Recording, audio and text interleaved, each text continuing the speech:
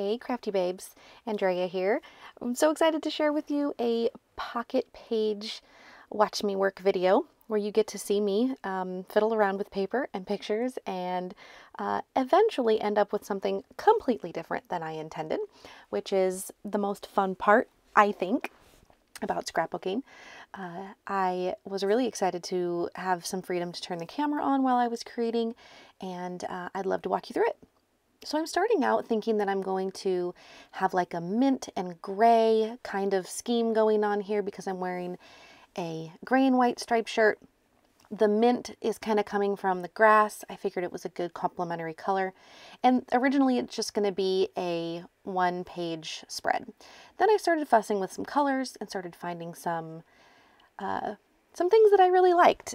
And then I wanted to add some more color, and I really wanted to use this guest check, but things were not working out, and I didn't want two green items next to each other. And I also, in order to balance things out, I sometimes don't like to have like a pattern paper next to a paper that's really busy. So I was really struggling. So I just started picking more. I started picking more cards and decided that I could definitely have a 2-page spread with 1 picture and 7 cards. And it's absolutely a-okay to do that. And originally I had these two little pieces to the right where you can see it says, "This is me," and then there's a label. So those were all supposed to kind of be used in this layout originally. And so since the teal color of that acetate little label didn't really work out for me, I decided to use my Dymo Express label maker and use that instead. That way I could still have the sentiment, but I didn't have the competing colors. And I'm using a combination of Felicity Jane cards, Studio Calico cards, and Citrus Twist cards, probably a Kelly Purgy card in there somewhere. I'm not going to really be able to remember everything that I'm using, so I'm just going to try to walk you through why I'm making the choices that I'm making. So when I have an empty card like this pink grid card, I really try to just make kind of like clustery pieces, and also trying to bring the color all around. So, and also trying to use shapes. So the sun is over there on the right hand top, and so I wanted a circle element kind of on the other side of the page. The other thing I do at this stage is just like, I kind of just pull stuff out that I think will work. I place it down where I think it might feel good or look good. And then once I feel like I've chosen enough things, then I kind of put the stuff away and I start making placement decisions based on what I have in front of me, or knowing that I'm going to want something else later, but I just deal with what I have at the moment. I know that this card is really bland for me. This is not a black and white layout. It's turning out to be a very colorful layout. So I'm using these Illustrated Faith stitches that I have printed out on clear sticker paper. They're a rainbow of stitches, and I just love them so much. And I think I'm using yellow and pink. I used a yellow and pink on the top and then just a pink on the bottom because I felt like there was enough. And it kind of is going to be down there with a really busy card. So sometimes I try to not overwhelm all of the parts, which sometimes it just happens.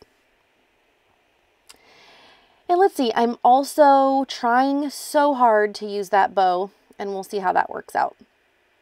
At this point, I've not made any major decisions, although I have kind of just started fiddling.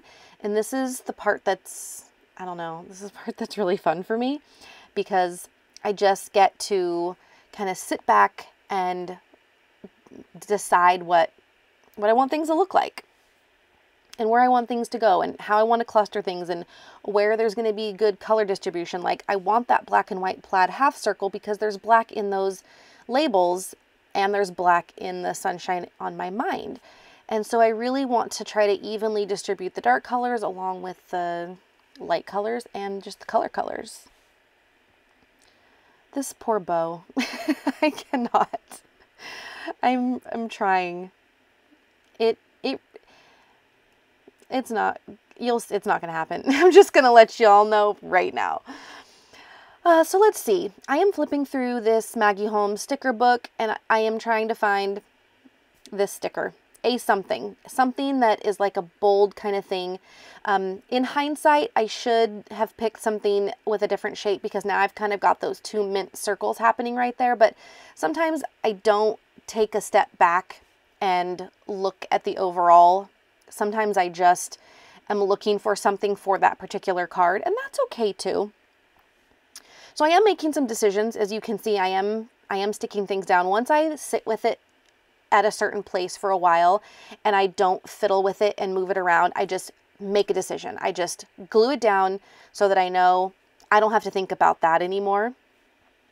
I felt like I was spending a lot of time decorating all the cards and didn't give any attention to the photo, so I ended up using a little rectangular label and then a little ribbon there for just a little added texture.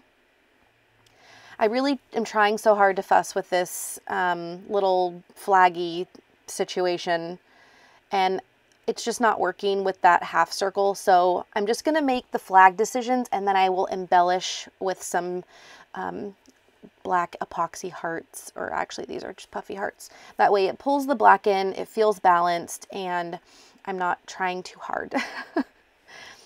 So this card here, I've layered a label, a circle die cut, another kind of label style. I tore it on the edge. I've got an epoxy striped heart, and then I will add a stamp to it later.